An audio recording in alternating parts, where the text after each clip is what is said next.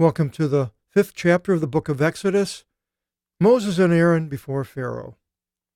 And after these things, that is when Aaron talked to the synagogue of the elders, the group of the elders, wasn't a synagogue, I suppose. They went, and it says, and Moses and Aaron entered to Pharaoh. Now, Moses must have knew some of the people there in the royal family because he was there amongst them for quite a few years.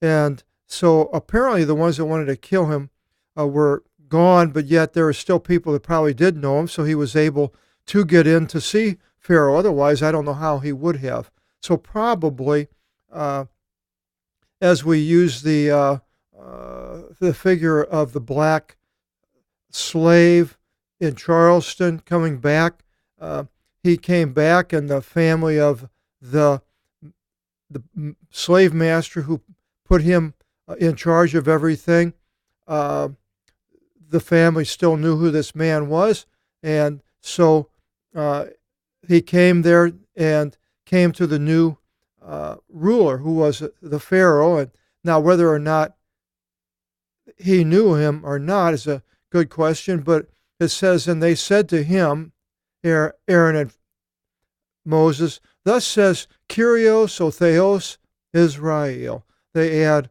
all three. He's the Lord, that's his title. He is God, and Israel is his nation, people. Send forth my people, that they may solemnize a holiday to me in the wilderness. And they're quoting what God said to Pharaoh. And it's in the imperative. It's an order. And Pharaoh said, well, who is he? And this should be, the he should be italicized because there is no who is it, who is he, of whom I will listen to his phones, voice. The phone again is a derivative, so as to send out the sons of Israel. His God was different than the God of Israel. And the bull, trying to think of its name, in Memphis was a god, and the different entities that they had in pharaonic times. You can read about them. But Israel, the God of Israel, was not a God that he considered. And they say to him, the God of the Ivraon called on us, the Hebrews. So now Israel and now the Hebraeon, where does that come from? I'm not certain if this is the first place the Hebrews are mentioned. Maybe I should have looked it up, but I didn't. But the Ivraeon, the Hebrews, called on us. We will go then on a journey of 3 days into the wilderness, that we may sacrifice to Kyrio Totheo Imon, to the Lord our God. His title, he's the one that's called us, Kyrios, the Lord, lest at any time death or murder might meet up with us. If we don't do what our God says, then something bad can happen. Well, probably Pharaoh's thinking, well, not as bad as what's going to happen to you after I get done with them. And the king of Egypt said to them, why do you, Moses and Aaron, turn aside the people from the ergon, the works, ergonomics? Go forth each of you to his works. And there are probably other people around. He's telling that to her, get out of here, go back to your works. And Pharaoh said, behold, now the people of the land are numerous. So he might have said this somewhere, and somebody told Moses, and he was saying the people are numerous. I shall not then wrest them from the works. So he is going to make it more difficult for them. And Pharaoh gave orders to the foremen of the people who were Jews and to the scribes, saying, no longer will it be added to give straw to the people for the brick making, as yesterday and the third day before. And so they made these bricks as they did down in, I think what they call that, something like Pueblo. I can't think of the name of the bricks that they make down the American United States Southwest. They make these adobe bricks, and they're made this way, and they mix the clay, and they have straw, and they put it in there to hold it together, and they put them in molds, fill it all up, and they let it sit out in the sun, and the sun bakes them in these molds, and they pop them out, and they've got a good-sized brick, and they'll put them together, and the walls of these adobe houses are 2 or 3 feet thick, because you can go there and see it, and the window sits in the middle, and they're wood, and this is sort of what the Spanish did. You can still see it that way. Probably other places in the world that I have not been to and I don't know. You may be familiar with it, but they were making these bricks. And he says, let them go and bring together for themselves the straw. So apparently they were hauling the straw together to the work site where they were making bricks, and the Hebrew slaves would take them and then make the bricks. But now he's saying, let them get them themselves, and the rate of the making of the bricks which they produce each day, you shall put it upon them. You shall not remove any of them, for they are idle. So they have to make the same amount of bricks, but now they have to go get the straw. So basically, what Pharaoh is doing here is driving nails into his coffin, making it worse for himself. It just keeps getting worse and worse in his refusal to do the things, and God just makes it harder and harder on him. And I suppose the same as today, is if we ignore God, then he'll give us warnings and send people and different things, and hearing radio programs of Christians and whatever, and don't want to hear it, turn the channel, listen to rock and roll or whatever, sports, and then things will happen. They'll be hard on a person, and then it just keeps getting harder and harder the more a person rejects God, until finally there is no cure. On account of this, they cry out, saying, we should go and sacrifice to our God. Well, let the works of these men be oppressive, and let these men be anxious, and not anxious in empty words. I'm going to do what I said. They're going to be anxious over it really being difficult getting all this together.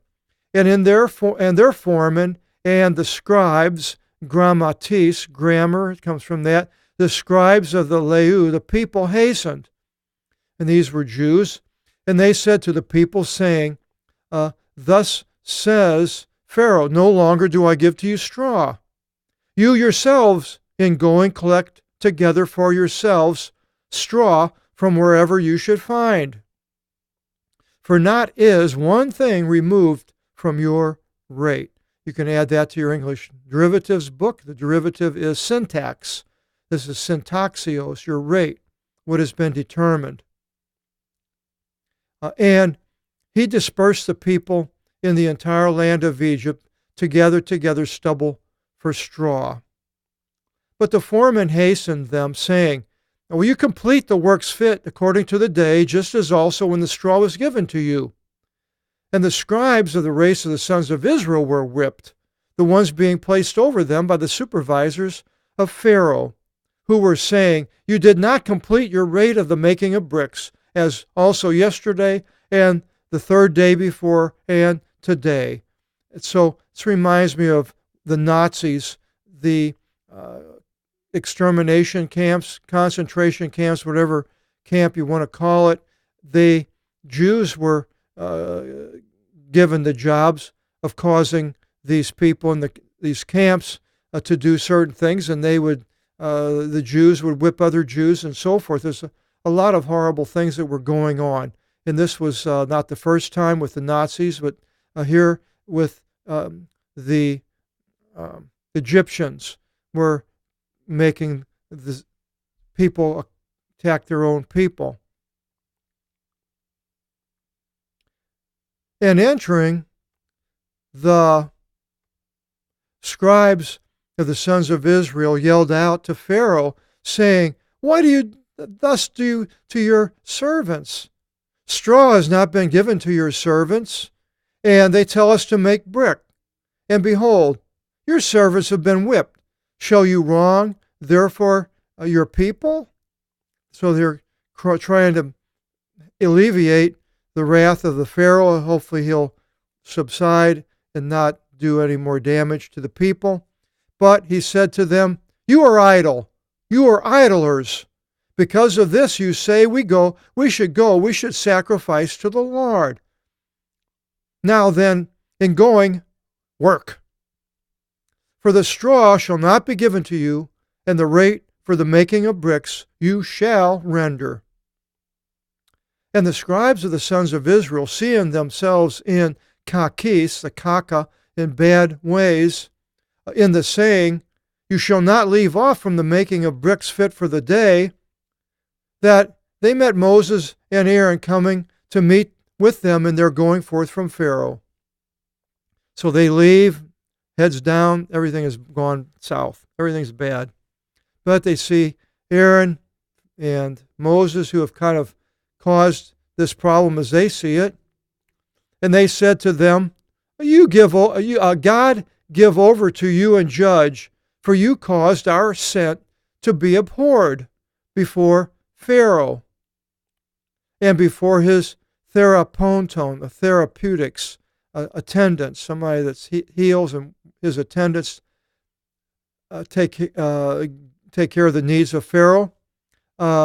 You caused our scent to be abhorred, and this would be the same word as passing gas. Our scent to be abhorred before Pharaoh and his attendants, to put a broadsword into his hand to kill us. He's wanting to get rid of us. We can see the writing on the wall. And Moses turned to the Lord and said, "O Lord, for why did you inflict evil on this people? And why have you sent me? And when I went to Pharaoh to speak in your name, he inflicted evil on this people, and you did not rescue your people." The second person singular of you. O Lord, why did you, why have you, I went to speak in your name and inflicted people, and you did not rescue the people. Now, he sees the problem, but he doesn't see the unseen hand of God, of how God works in the background. But yet God told him things like this were going to happen. But, you can read the Bible and know all the things that God says is going to bring us to heaven and all these things. But when times get really tough, you start crying out and wondering what's going on. Am I doing something wrong? Is God not there? Does he not hear me? What's up? And you acknowledge God, blame God when things are not going good, but we don't always blame God when things are going good. But nevertheless, Moses cried out to God. And we'll find out the results in chapter 6, and you can sort of see part of it by the heading here. So we'll be getting that in our next seminar. Hope you'll join us then, and God bless.